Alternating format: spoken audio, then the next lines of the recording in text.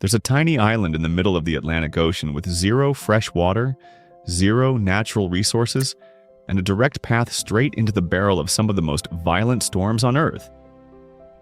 It should be completely uninhabitable. Instead, it's one of the wealthiest places on the planet, and it got there by turning every single one of those curses into a weapon. Start with the geology, because the geology is the whole problem. Bermuda didn't form the way most islands form. It isn't a piece of a continent that broke off, and it isn't a ridge that slowly pushed up through the seafloor. It's the eroded tip of a massive extinct underwater volcano, a structure that rises roughly 15,000 feet from the ocean floor before it ever breaks the surface. Millions of years ago, a geologic hotspot punched through the Earth's crust and built a mountain of lava. Then the hotspot moved on, the volcano went cold, and the whole structure began sinking back into the sea. But as it sank, coral reefs built up around its rim.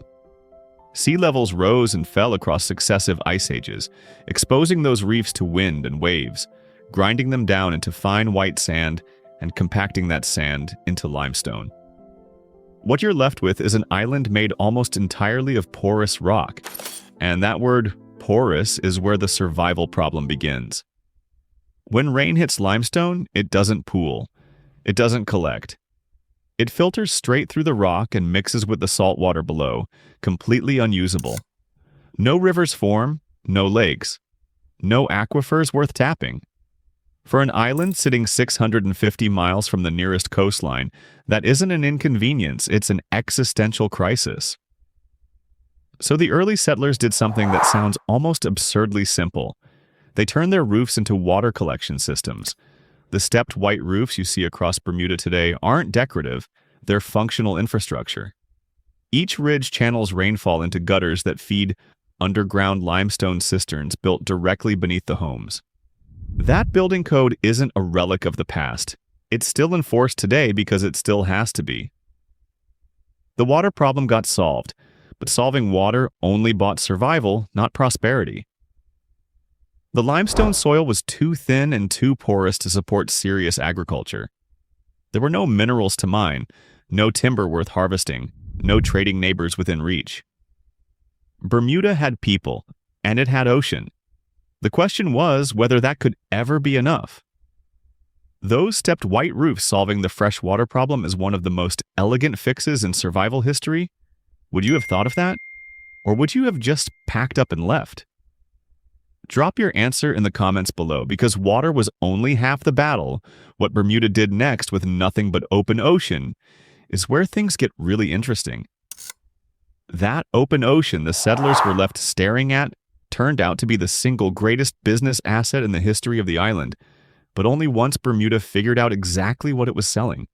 Bermuda is a British overseas territory, which means it sits inside the protective umbrella of the United Kingdom. Stable legal system, recognized courts, enforceable contracts, but it governs its own tax policy. There is no corporate income tax. There is no capital gains tax. That combination of political stability and fiscal autonomy created something extremely rare, a jurisdiction where global capital could park itself, operate under rules it trusted, and keep nearly everything it earned. That isn't a loophole. That is the entire architecture the economy was deliberately built on. The industry that moved in to exploit that architecture was reinsurance. Reinsurance is exactly what it sounds like: insurance for insurance companies. When a major hurricane threatens to wipe out billions of dollars in claims across the American Gulf Coast, the insurers who sold those policies don't absorb all of that risk themselves. They offload portions of it to reinsurers. A staggering share of that risk ends up here on this small limestone island. Bermuda reinsurers represent roughly 36% of the global reinsurance market based on property and casualty net premiums earned. That is not a coincidence of history. That is geography doing its job.